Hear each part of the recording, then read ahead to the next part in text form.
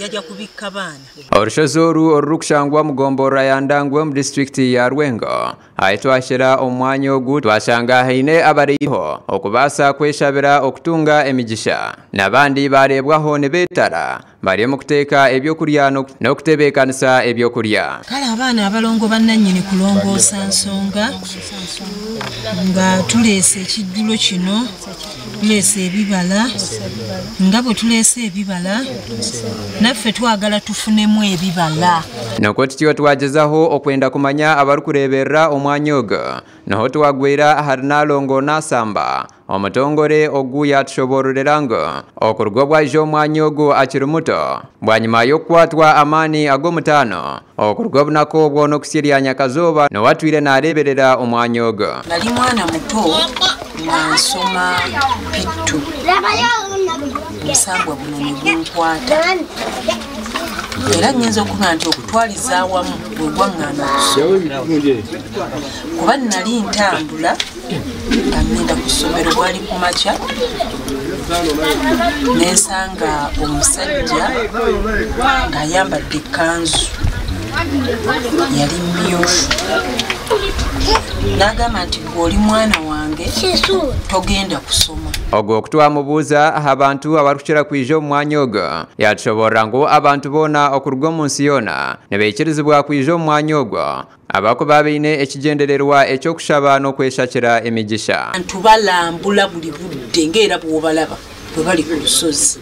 Abantu babeerako bangi, bajja okulambula, bajja okusaba kubanga okwegayirira kw'omutonzi ko tekukoma. Buli lwe weegayirira n'okuba amavi ne weegayirira kwe kusonyiibwa kwe kuweebwa bwe bugabirizibwa. Nsamba yagaruka yatushoborera ngu abantu abarukwija omu mwanya ogu tebarukushashuzibwa n'obuyakube Simoni ohireho kubarukumara kutunga ebibashaba ne bagaruka okusiima ahabw'ebyo ebirukuba bibahairwe. Ekyo kye nkugambye nti abantu bajja ne basaba ate ne bakomawo okwebaza. Kisinziira gwe bwe wajja n'ofukamira. Wasaba nti ndijja n'enfumba kijjulo, wagamba nti ndireeta kita kya mwenge, wagamba nti ndireeta mbuzi oba ndireeta nte.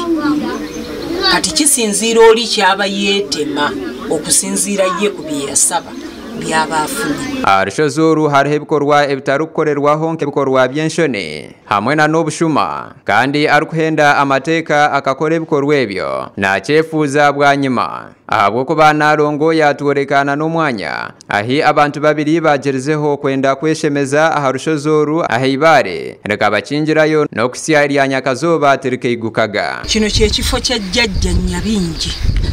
Kino luli omulyango guno gwali gweggula naye abaana omuwala n'omulenzi bwe bajja ku lusozi luno ne bakoleramu ebyambyone ejjinja ly'eggala. Ogu twamukuratira obwoya abaine abantu abarukozesa emikoro okwenoho twakyetegerereza ngu orushozi oru ruri aha bugazi bw'eitaka rya hiika 10 kandi Nalongo Nasamba aha niho yashabira gavumenti okubakwatiraho babaase kutunguura omutindo gw'ebicweka nk'ebi kibayambeho okubikundisa abantu ba butosha. Kubanga olunaku kati wano nga bw'olaba olunaku wajja abantu abawera 50.